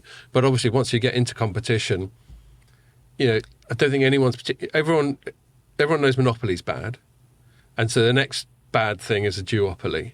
But then we also know that you can't have 20 operators in any market because the economics just don't stack up. So it stands to reason that we'll end up the equilibrium will end up stabilising around 3 or 4. And so it seems arbitrary, but it's actually a really technical and interesting debate. And I suppose a triopoly, if there is such a thing, if there is such a word, if not, I've just invented it, you'd like to think that there's just enough competition there where the other 2 competitors would keep a given player honest. But that's not very much competition, is it? You could easily, one of the reasons that I always cite as a duopoly as being bad is natural cartels could form spontaneously. They don't even need to conspire. They just need to keep an eye on each other. And if one person adjusts their prices, the other person goes, fuck it, just follow them. Because it's made sort of organic cartels really easily. I don't know if that's something that's consistent with prop economics rather than Scott reckons, which is where this is coming from. Well, a lot of people think that cartels are easier to sustain with fewer companies. That's my assumption, right? And the more companies you have in a market, the harder it is for them to coordinate. It's also true that there have been cartels with more than 10 companies involved. So sometimes you can have cartels that succeed with quite a few players. And a big question it becomes how much can you have a real cartel with communication? That's illegal, or a cartel with just implicit understandings that are never communicated, where there's no formal agreement. That type of outcome is particularly concerning, I think, because there's no law being broken, but you might end up with many of the same pricing outcomes as you would in a real cartel. The sort of same sort of pathologies. Yeah, and I'm not saying that's happening in mobile, by the way, at all. I'm just making some general points here. Yeah, totally. Just one other thing before we get onto one news story that I want to talk about while we're talking about big tech, and this is a complete tangent. You may not have a position on it, but one thing that's quite trending, quite topical at the moment is AI. Specifically when like ChatGPT came out, and that was really interesting, and everyone got to have a go on it, and it is incredibly impressive. This combination of natural language processing and artificial intelligence, basically creating human-like engagements with machines. And then 6 months after ChatGPT, which is based on a platform called GPT-3, I think, came out. They came out with GPT-4, which is about a zillion times more powerful and can fucking just do all kinds of stuff. And then suddenly you just get the impression that AI is in this exponential phase of development where things are just getting a lot smarter, a lot more capable, a lot more quickly. And at the same time, there seems to be a bit of an arms race. The OpenAI, which is behind ChatGPT, has got a lot of investment from Microsoft, and Google's been spending a lot of time on it. This is the overlap. This is the tenuous overlap with your core area in your book, and you'll get other people, and then you got China obviously involved, and then recently you had an open letter signed by Elon Musk among others, who was an early investor in OpenAI, going, I think we need to chill, we need to calm down a little bit. This is all getting a bit hectic. And before we know it, we're going to have Terminator / Matrix / 2001 going on. I'm not sure which is my favourite paradigm, because I quite like HAL. There's something about just that little red LED, that absolutely sort of featureless thing. And just saying, I'm afraid that's not possible, Dave. There's something I quite like about that. But Terminator's the more evocative one, with these sort of metal skeletons running around killing everyone. But yeah, I mean, I think, to get back to the point, I guess the question I will ask you is the public policy side. So there's calls for governments to get involved, and they are. Every day we seem to see a thing where US or UK or EU or some other government or regulatory body is going, okay, we need to have a look at this. This is all getting a bit out of control. But it feels like the genie's completely out of the bottle already to me. So again, it's a massive topic, and I'm giving you no time at all. But from perhaps a public policy perspective, do you have any thoughts on the current sort of AI trend? Yeah, I'll just say one thing, which might not answer your question at all, but it's that I think the Turing test was a great kind of idea where you could get could the computer be indistinguishable from a human being in exactly this kind of ChatGPT type of experience and the other AI bots. And we're obviously getting a lot closer to passing the test than we were before, right? I'm not a computer scientist, but I think this is intuitively clear to anyone who's been looking at this. But if you think about what it takes to create that human response, that human intelligence and unpredictability, I like to I've been talking to some people who've been saying the AI is getting better and better at using smaller quantities of data to be amazing. Mm-hmm. And that's a huge change. Yeah. And what that makes me think about is the way we raise children, for example. It's astonishing how quickly children learn and become users of language. And the reason it's astonishing is if you think about how many words a child hears per day, and then how many days in a row they hear those words. They also see context, so they're getting visions and words together. But how many words simply would they hear per day? Put a number on it. I don't know. 10,000. 10,000. See, that's a big number, I think. No, I don't say like 300 max. Oh, so I think it might be more than 300 and less than 1,000. Were you saying different words or just the aggregate of just words? The aggregate number of words used in sentences. So it's not right. not different words. So yeah, the same word might be I'm a bit more 300. comfortable. So you're going for 10,000. Yeah. Okay, so 10,000. So now you do the math. Okay, so in 1 year, how many words? How many words would you hear used in Iterations, phrases? And so you get a Hell of a number, lot. and that's kind of it's not that big a number in terms of megabytes and gigabytes, what you'd get in a year. And kids become functional with language after how many years? 2, 3, We start 4, chatting, 2 or 3, right? yeah. So Yeah, could give us so a nice actually, expert view on that. That's suggesting that maybe with the right kind of AI infrastructure behind the learning, it doesn't take that much input to produce a really amazing output. Yeah. And that's where, and then you could ask, well, what if there were really a much larger input than we have for kids? What's going to happen next? Very interesting question. Yeah, and back to the public policy thing, I just don't see what people can do, because there's all this talk about introducing ethical frameworks and lots of things, but it's so huge. Right, there was one story I wrote where I noticed China had come out with an ethical framework, and it's basically a political framework. They go, you can do what you want with AI as long as it says that socialism is great and Xi Jinping's great. So typical, totalitarian stuff. And I don't see how that's sustainable, but I could see how it could be sustainable within a national border like China. But then broader ethics. So if it's political ethics, that's one thing. But broader ethics, like you get into these deep philosophical things like what is good. You hear all these platitudes going, well, as long as it's for the good of mankind. How the fuck do you define what the good... you get into that utilitarian stuff. And so God knows. I mean, I don't know where it's going to go. I think the genie's out of the bottle. I think it's going to keep going. I think we're going to get some scares. I'm probably a little bit too twitchy about it. I think we're probably much further away from Terminator, etc., than I might believe. But I just, my mind naturally extrapolates I think that whole Terminator thing's like a bit of a distraction from the real problem, to be honest with you. Which I is? mean, one thing I've noticed recently is when people are talking about this, they're dismissing the likelihood of a Terminator-style AI and therefore we shouldn't be too worried. One of the things about ChatGPT and GPT-4 is they're not general intelligence. They're just machine learning. They don't know what they're doing, even though it seems like they do. They don't understand causality or anything like that. So they're not like children in that sense.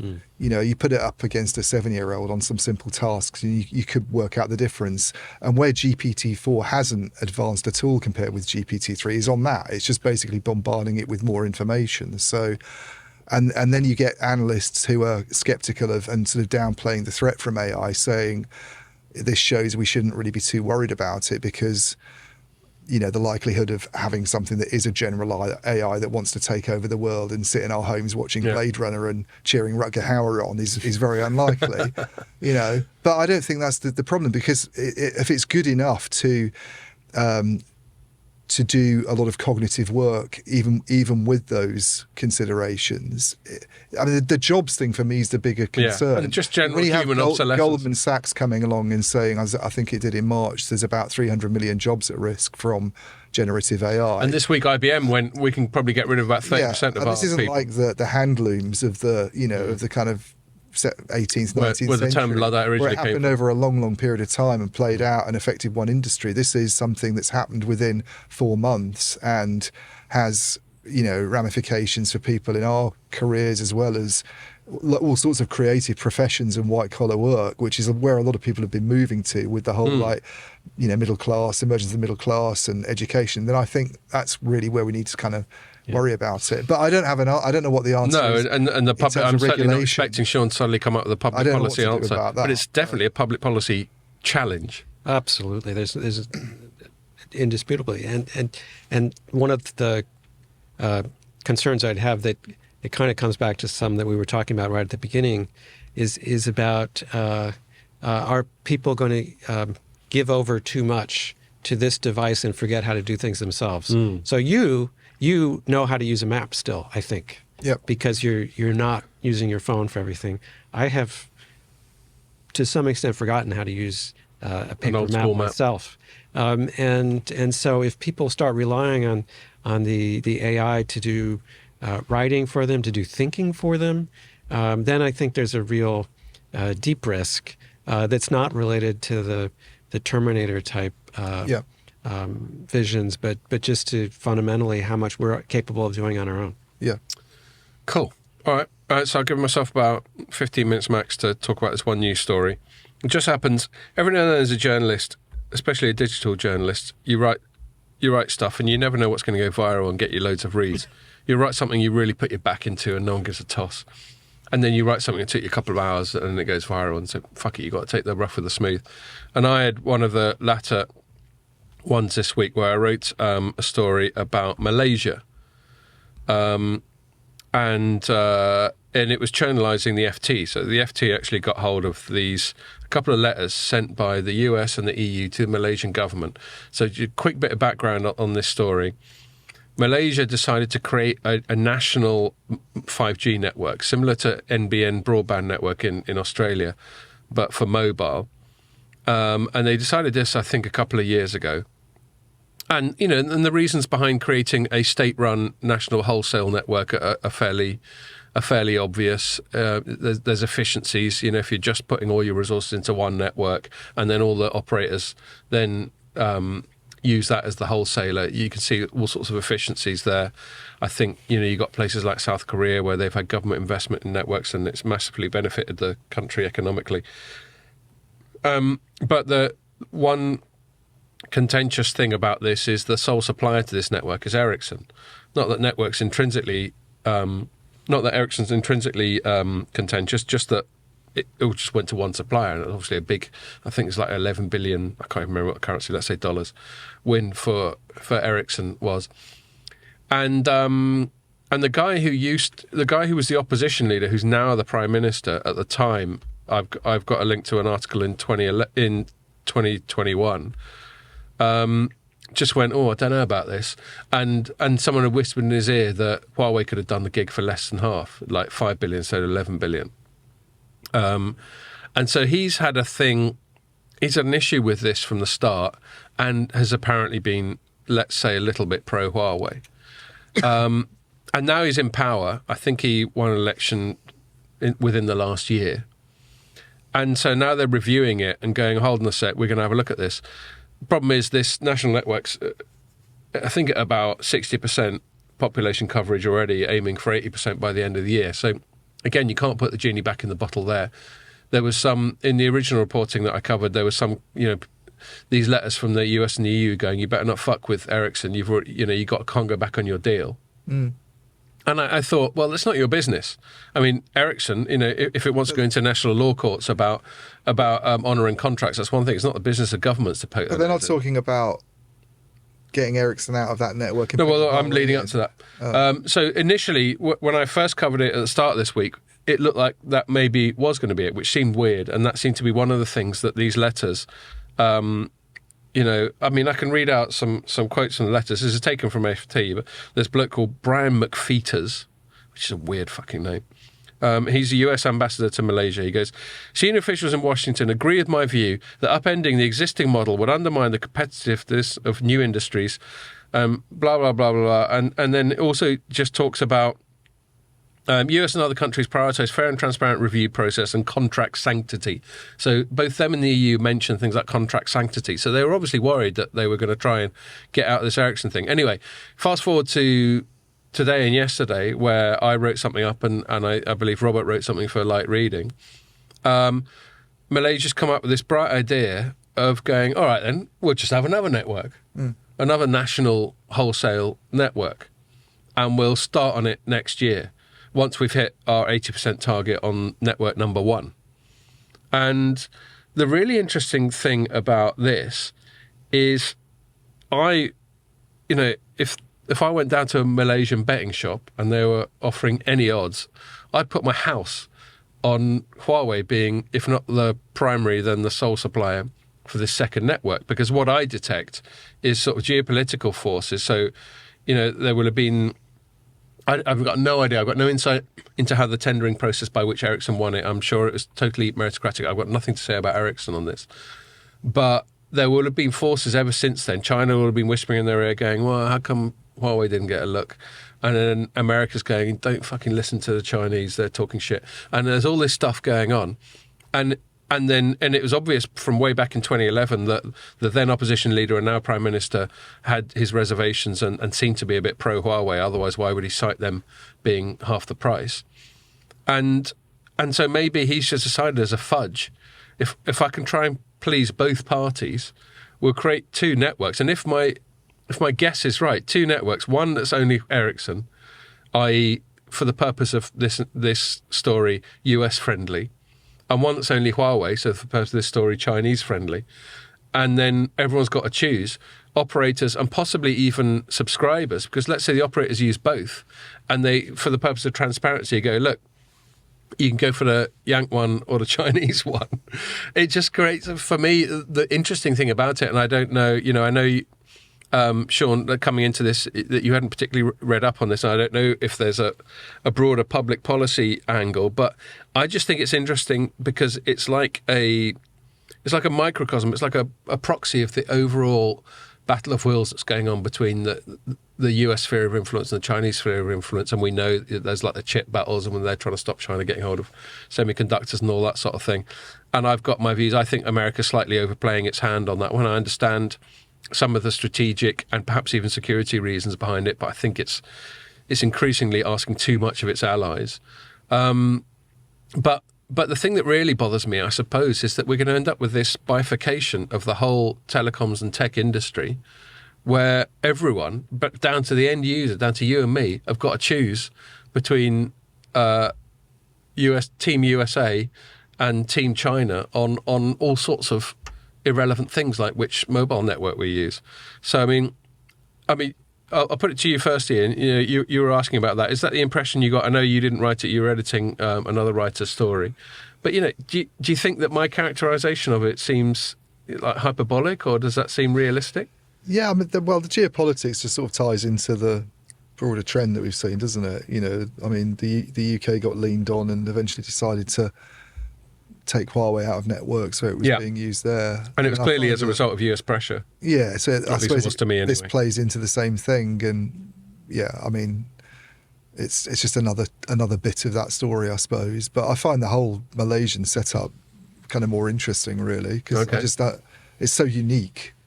No one else in the world has done that. National mobile network. A national mobile host. I think maybe Mexico did something similar, but I'm not aware of any other country doing a neutral host national 5G network. And it just seems like a bizarre idea in the first place. I don't know why they're such an outlier on that. Why they thought it was a good idea to do it? Because especially with a single vendor.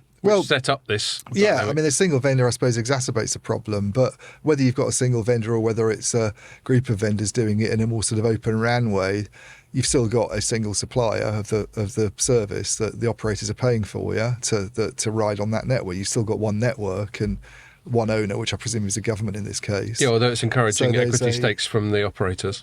Right, but it's still a single system with one price, presumably, for capacity on it or for a range of services. It's still one system. So it's the monopoly problem to me. And, I know it's been done in the fixed line world with NBN and but NBN's been full of problems, isn't it? But I just don't, it just doesn't seem like I think the move to have another network is a sensible one, because I think you need more than one 5G network. But what if it ended up mobile network? What if it ended up being an entirely Huawei network? Do you anticipate? I can give a shit who builds it. I just think they need more than one network. No, that's fine. I completely concede that point.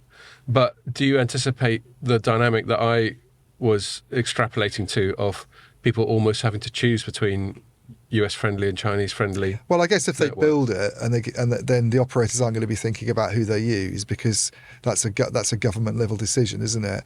The government's either going to wind up the US and the EU by allowing Huawei to do it, or they're not. And then what goes on at a country level, the operators do, is not, If Malaysia has sanctions imposed on it because it takes the decision to allow Huawei to build a network, then that's something that affects Malaysia generally. I don't think. But it's still politicised. Let's say my assumption's correct, and the second network, it runs on Huawei kit. Yeah. And the operators decide to go with that because maybe there are some economic dynamics in it. Like it's cheaper. then suddenly the whole of Malaysia, even though it's spent all this money on this Ericsson network, no one's fucking using. Well, if there's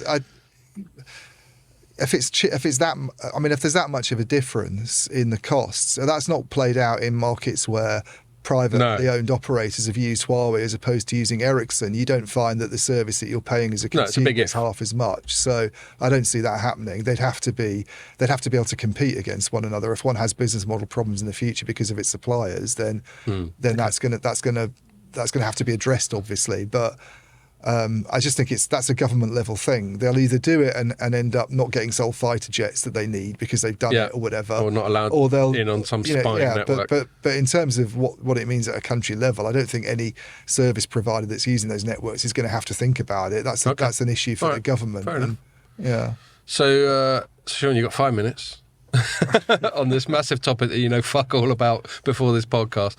But I mean, you pick whatever angle you want. I just think it's interesting, the dynamics, the concept of this national monopoly, the fact that they now seem to have been pressured to some degree into creating a national duopoly. Do you have any thoughts on this story as I've just thrown it at you? Yeah, I'm not going to comment on your story directly, but I will say it's the underlying kind of geopolitics of what you're suggesting is very consistent with the idea of an empire, right? Operating, going full circle. Going full circle back to the book, internet empire, and I think it was remarkable in the U.S. A couple of years ago a few years ago now, to see the U.S. president talking about requiring the dismantling of a major successful internet product that was owned by competing internet country. So you're talking about TikTok and China. Just when have we seen actions like that at such a high level to try and take apart companies? And why would you do that unless part of it may be a security concern, but part of it may simply be they're trying to maintain the sort of U.S. dominance in this space that has been so good for them in the long run.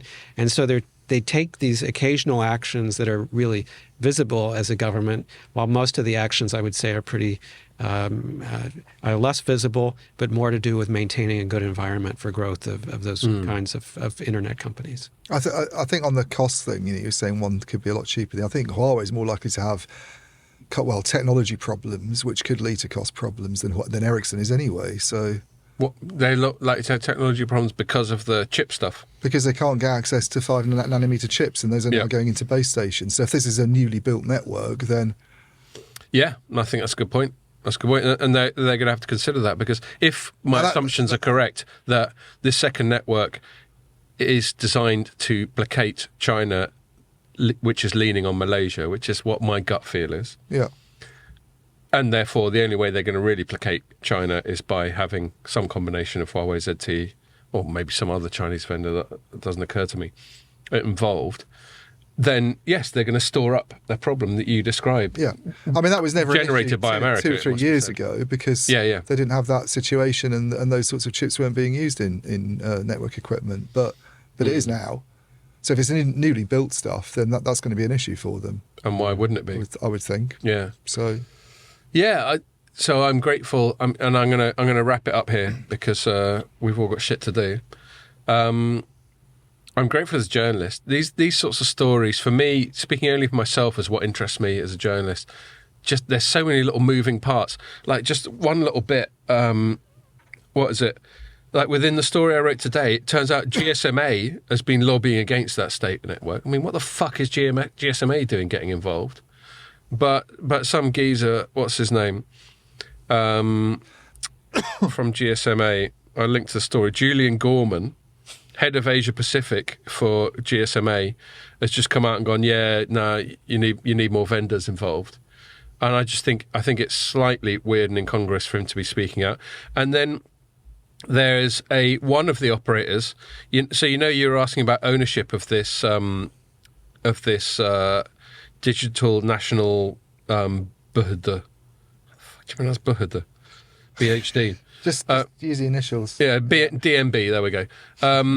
they were going to. They actually own two. This is a holding company that owns two other ones. They're called Cellcom Digi Berhada. Maybe Berhada means company or something. Anyway, forget.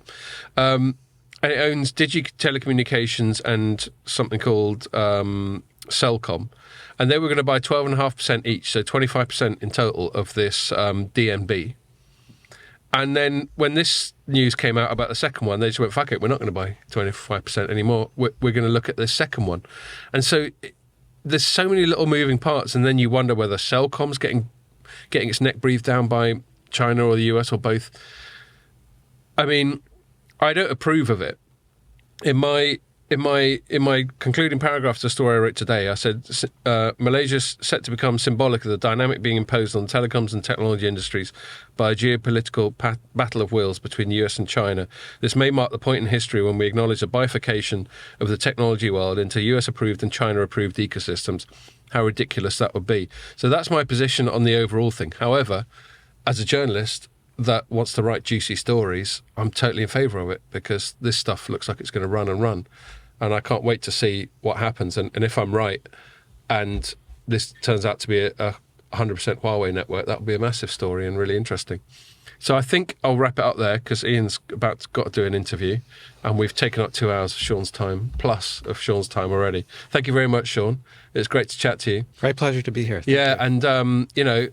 And if stuff comes up in the future, certainly that's core or adjacent to your sort of academic interests, then it'd be great to have you back on to plough through those as well. Thank you.